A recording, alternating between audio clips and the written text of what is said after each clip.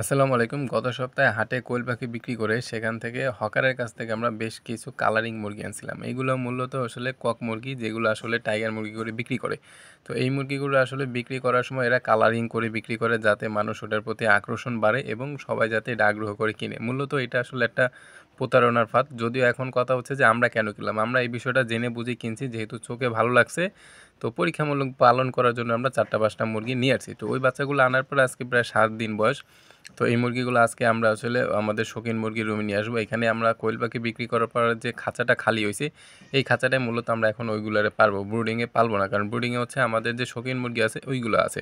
কোয়েল পাখি বিক্রি করার পর কোয়েল পাখির কিন্তু আমাদের যে ট্রেগুলো আছে এই ট্রেগুলো অনেক ময়লা হয়েছিল। যার কারণে এই ট্রেগুলো আমরা আমাদের এই যে চাল দেখতেছেন এইখানে রেখে দিয়েছি। যেহেতু এখন বৃষ্টি বাদলের দিন এইগুলো আসলে অটোমেটিক পরিষ্কার হয়ে গেছে। তো পরিষ্কার করা শেষে এইগুলো আজকে আমরা ওইটার উপরে থেকে নামাইছি। নামাই আমরা আমাদের জায়গা মতো রেখে দিছি। আর এটার ভিতরে মূলত আমরা ব্রুডিং করতেছি আমাদের যে রাজকুমার আছে, আর হচ্ছে আপনার যে গোল্ডেন সেব্রাইট আছে এবং আমাদের যে বুলেট, মালয়েশিয়ান শর্ট সিরাম এইগুলার।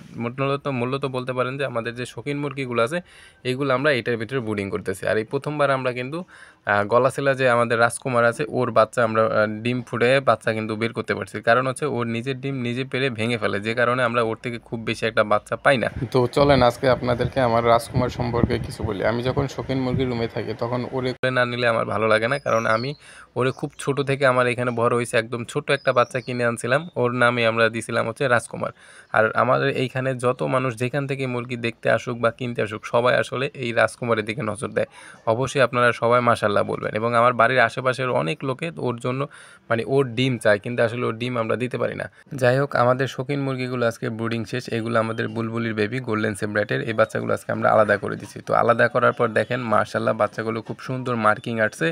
যেরকম ওর বাবা ঠিক তেরকম ওদের মার্কেটিং। তো সব কিছু মিলে বাচ্চাগুলো এখনও খুব সুন্দর অ্যাক্টিভ আছে, কারণ এই প্রথমবার আমরা আমাদের শৌখিন মুরগির বাচ্চা পাইছি এবং এগুলো আমরা বড় করব। কোয়েল পাখিগুলো বিক্রি করার পর হাটে যখন আমরা নিয়েছিলাম বিক্রি করতে, সেখান থেকে কিন্তু আমরা ৮০ পিস বাচ্চা বিক্রি করছিলাম এবং ২০ পিস বাচ্চা আমরা রেখে দিয়েছিলাম। মূলত এই বাচ্চাগুলো আমরা দেখব এইগুলো আসলে কতদিন বয়স থেকে ডিম দেওয়া শুরু করে। তবে এখানে সবচাইতে ইন্টারেস্টিং একটা ব্যাপার হচ্ছে আমাদের কোয়েল পাখিগুলোর বয়স আজকে ৬২ দিন, কিন্তু এখানে একটা মেল পাখিও ডাকে না। আদৌ এখানে মেল পাখি আছে কিনা সেটাও আমরা জানি না।